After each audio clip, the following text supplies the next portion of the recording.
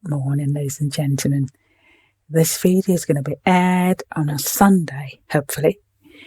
I hope that whatever you got up to today, you have a nice and pleasant one. As part of a writing workshop, I want to look at how to write a non-fiction story.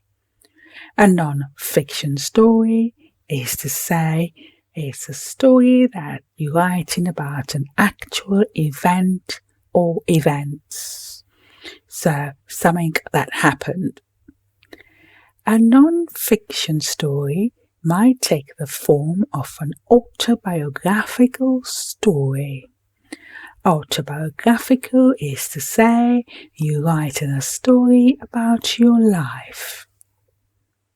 So, it may well be that you decide to take part in the writing competition, and as has been requested, you're going to write a non-fiction story about yourself. One might say it is an autobiographical flash fiction. I've asked you to come up with a story of about 1,000 words. You have a leeway. You can write 1,050, or you can write 950 words. Whichever way you write your story, whichever amount of words you finally settle on, you're going to have to use a set pattern. You're going to have to use what we have called our structure. Now, non-fiction stories are true events, and they're about real people and places. So therefore your plot, P-L-O-T, which is your storyline, is going to center around actual events. If I was to write a non-fiction autobiographical story, I'm going to write about when I grew up in Hill Station, how I went to St. Anne's Nursery, how I went to St. Anne's Primary School. It was St. Anne's, not St. Joseph's then. And then I went to Methodist Girls High School. And then I went to the academic. Oh, you've got it. But I wouldn't have enough words to write about my life. All of it, because I'm quite old, aren't I? I'm joking. So I'm going to choose one event. Most people that write non-fiction stories about their life, an autobiographical story, they write about one event. I might choose the event which was very significant for myself. I would say it was the day I passed out of police training school. So one day, which I would choose to write about, which had significance for myself, would be when I attested. That is to say, the day when I was given my warrant card and when I was told I'd passed police training school. So I'm not going to start off with I was born in PCMH Hospital in Freetown. I'm not going to start off like that. I'm going to start off with something dramatic. We have looked at how to have a dramatic introduction. If you only just started following the page, you might want to scroll down to the old posts that I have. We're going back about a month ago when I started the writing workshop. And one of the things I said was I was going to look at how to write a dramatic introduction. There are also about 4 different examples on the page of different genres, and you might see that my introduction, the start of the story, is always quite dramatic. If I was yourself and I was going to enter the writing competition and I was going to write about my life, I wouldn't start off by saying I was born in PCMH Hospital in Freetown, or I was born in... No, I'm going to say they called my name. I sat there trembling. I couldn't believe I'd done it. When the superintendent said my name, I jumped out of my seat, ran up to the front of the hall, the auditorium where we were, shook his hand nervously as he said to me, "Congratulations, Constable James." He handed me my certificate I walked past him to a lady that was sitting at a computer. She asked me to sign and handed me my warrant card. Okay, so that's how I'll start a story. Now, the plot would center around an event. The plot is very much the sequence of events, but my event in my story will be when I passed out of training school. So I'm only going to look at that event. And my story is going to have what's known as a narrative arc. A narrative arc, as I have explained on this platform, is when you have an introduction, you go up to the middle where you have a lot of things happening, a lot of events, a lot of action going on. You might have conflict with another person, conflict with yourself, conflict in your environment, and you're going to taper down to the end where you have a conclusion. In your conclusion, you're going to look at how you're going to wrap up the story and how you're going to resolve conflicts or how the particular episode ended.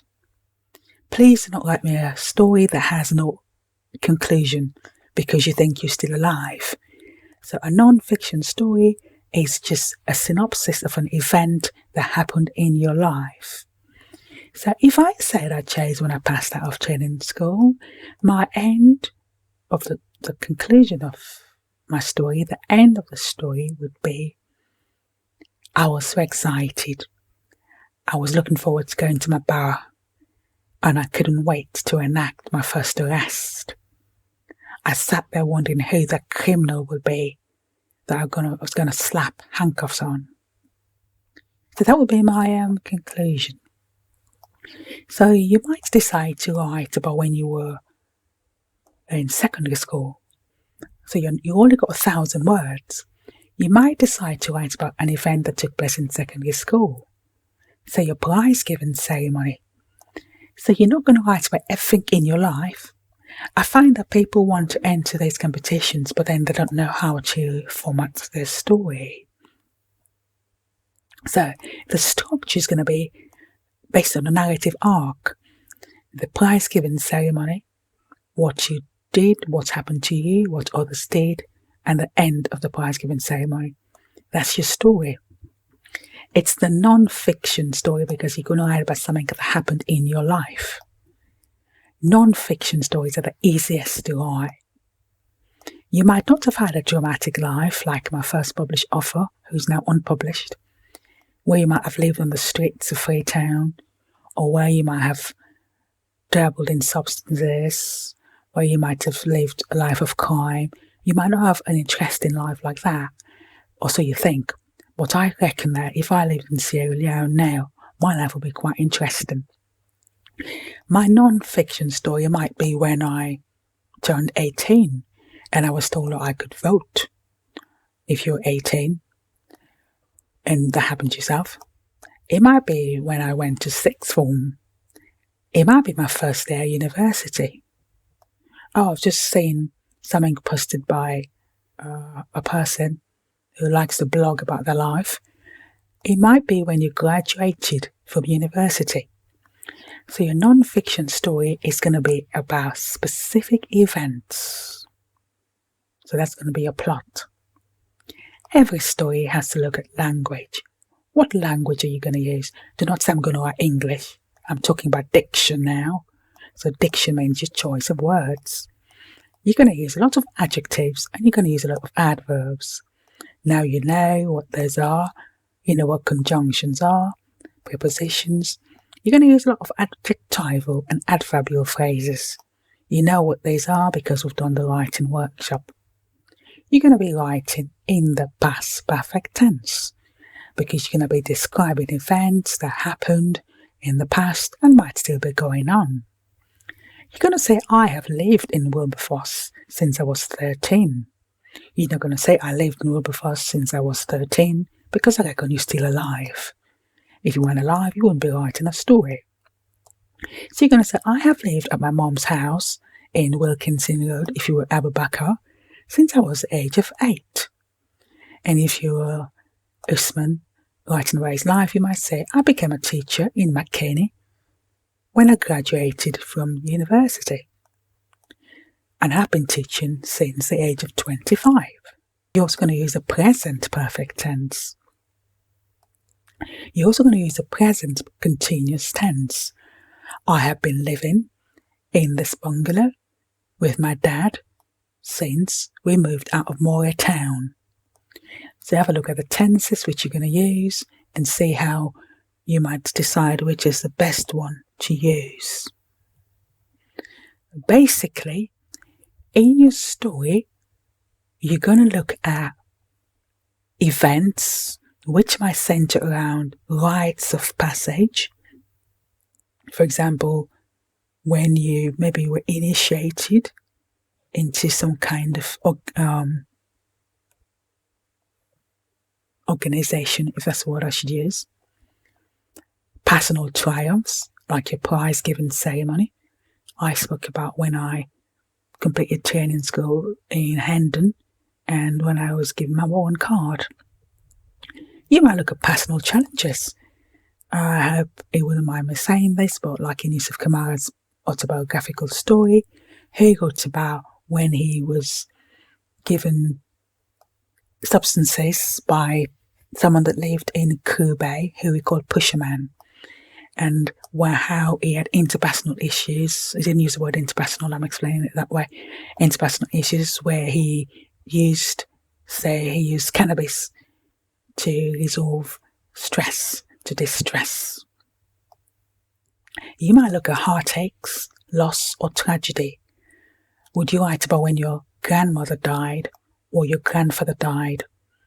Would you write about when your friend died? I was speaking to someone and he'd lost his friend, a close friend of his. That could be a nice fiction story. Write about how you grieve. Write about how loss affected you. Write about how, burial is done in Sierra Leone, especially if you're Muslim. It's always interesting to read stories when people bring in their faith. Family traditions is something else you might want to write about. Are you going to write about when you had your first child? I'm making a lot of mistakes today. I need to go and have my dinner. I haven't eaten today. So, family traditions or celebrations, your child's birthday, your child's 5th birthday, your 21st birthday. A lot of you, like in your 20s, you might have had some kind of celebration. Momentous, something you were given that you remember. Did you win a competition? Did you win our sports competition? Any kind of contests? Maybe a beauty contest or something. So what are you going to write about? Right. And how are you going to write it? Though it's non-fiction, I've said you're going to have a structure. You're going to have an introduction. You're going to have a middle bit. And you're going to have a conclusion. And I'm going to repost on the page what a narrative arc is, because I'm aware that people who have just joined us and they might have no inkling what I'm talking about. So, how might I make my story interesting? I'm going to start with a dramatic introduction. I'm going to use words that are going to capture whoever's judging the story, capture their attention. What might I write about in a non-fiction? I might write about real-life events. How might I write my non-fiction? I might employ the present perfect, or the past perfect, or the present continuous tense, because I haven't died yet, I'm still alive. How might I make my story more interesting? I might bring in adjectives and adjective phrases. So, I hope that's given you an inkling of what I'm looking for. A non-fiction story is obviously true. Now, I'm not asking you to disclose personal information or divulge information that your family don't want you to divulge. So you're going to be careful what you say. I'm in the middle of writing a book and I've got to mention my child, but my child has another name in it. I haven't told people where I live in Hampshire and I haven't told them my real name. However, it's still a non-fiction story because it's based on when I used to do police work and my experiences in London. So it's a non-fiction story. And I sent it off to a publisher and I haven't told them my name.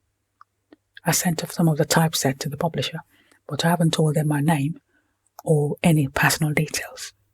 Please do not start telling me how old your mom is, how old your dad is. Please do not start giving us any personal information about yourself. You anonymize it. If your sister is called Mary, you're going to call your sister Jane. If your boyfriend is called Abdullah, you're going to call your boyfriend Simon. If your girlfriend's called, your wife is called Marietta, you're going to give your girlfriend a different name.